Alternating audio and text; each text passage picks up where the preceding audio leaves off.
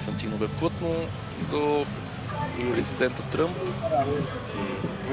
В Тръмп Тауър.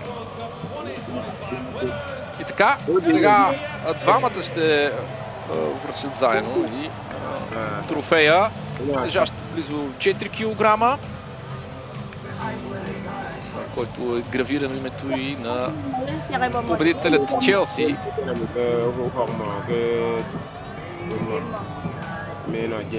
Ето за това бе всичко в последният един месец, за този един миг, който ще остане в вечността.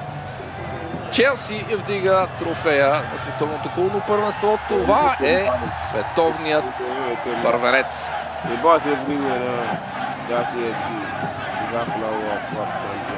Където само, къде е Тръмп?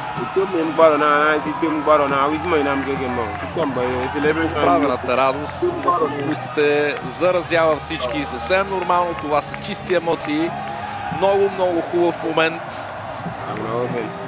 Абсолютно заслужено. Челси вдига титлата след това, което видяхме тази вечер и въобще в целия турнир.